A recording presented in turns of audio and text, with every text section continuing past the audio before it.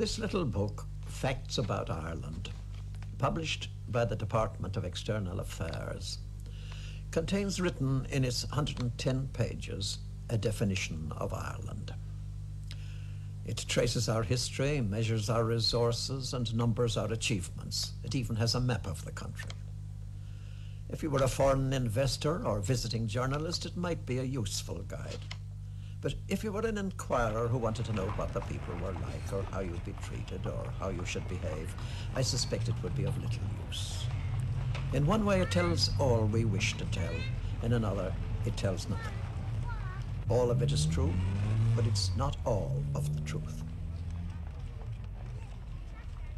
To understand a people, statistics are of little value. Nobody speaks in definitive terms. Communication involves more attitudes, prejudice, views, and taboos than it does facts.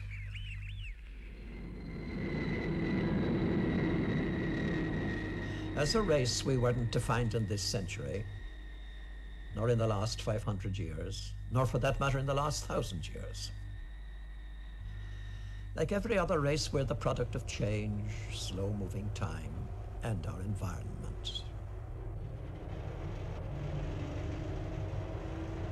We're different from other races because the influences that shaped us are different.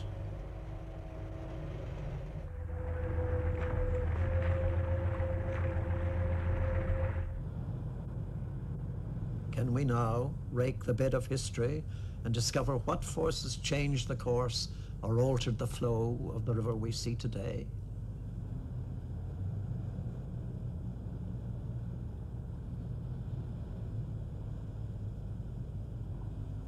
Memory, said Unamuno, the Spanish philosopher, memory is the shadow not of our past, but of our future. When we're young men, it's only by remembering our boyhood and youth that we have any hope of seeing what we're likely to become as old men. And this is to remember a mere 50 or 60 years of one man's life. When we try to explore the past of a country, we may be dealing with many thousands of years of time. It becomes very difficult then to discern through a backlog of countless generations those events which have made or helped to make the persona of a race. This is our first problem. There's another. At every point of our history, our way of seeing ourselves is governed by politics. Now, by politics in this context, I don't mean individual events or individual people, such as David Lloyd George and the Treaty of 1922, or Sir Edward Carson and partition, or Parnell and Home Rule. I mean something much larger. By politics, I mean the response of a people to any forces whatsoever that affect their fortunes as a people. And these forces can be as manifold and protean as nature itself. If one were an Englishman of 100 years ago, when the British Empire was at the height of its power, one might justifiably think, now here is the center of the world, and this is where I belong. But if you were an Irishman of, say, 500 years ago, that is to say before Columbus discovered America, you might say, now here is the end of the world, and this is where I live.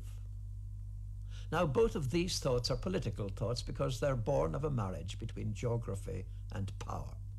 The British conquered geography. Geography went far to conquer us. If neither an Englishman nor an Irishman would think these thoughts today, if today no Irishman thinks that Ireland is at the end of the world, that's not because the geography of the world has changed, nor is it even because we Irish have taken our place among the free nations of the earth.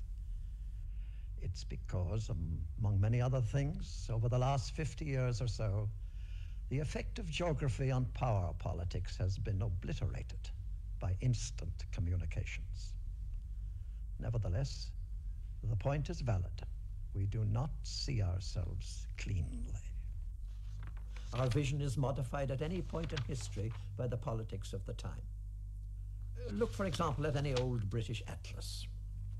Notice that the first half dozen pages are devoted to what used to be called the British Isles. Pride of place, token of supreme power. And that the last half dozen pages are allotted to countries that were then considered to be of little importance, such as the United States, South America, Australia.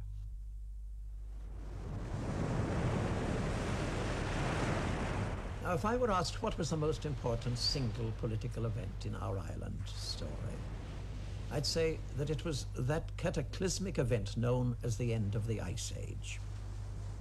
After it happened, some 8,000 years ago, the melting ice of the Western world finally lifted the waters of the surrounding seas and turned us into an island. If that disjunction of Ireland from Europe hadn't happened, there had been no Ireland today. After it happened, we slid away on our own. We were as much on our own as if today you sank a gigantic anchor into Connemara and hauled this island into the Arctic Ocean. In other words, we began to develop our own distinctive nature, our own distinctive way of life for what Thomas D'Arcy McGee called the misty space of twice 1,000 years in virtual isolation.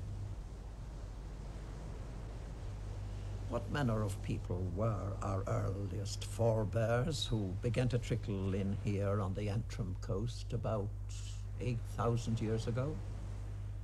We know hardly anything at all about them. Certainly nothing precise. Indeed, the extraordinary thing is that we know far more about the pharaohs of ancient Egypt than we do about these first islands.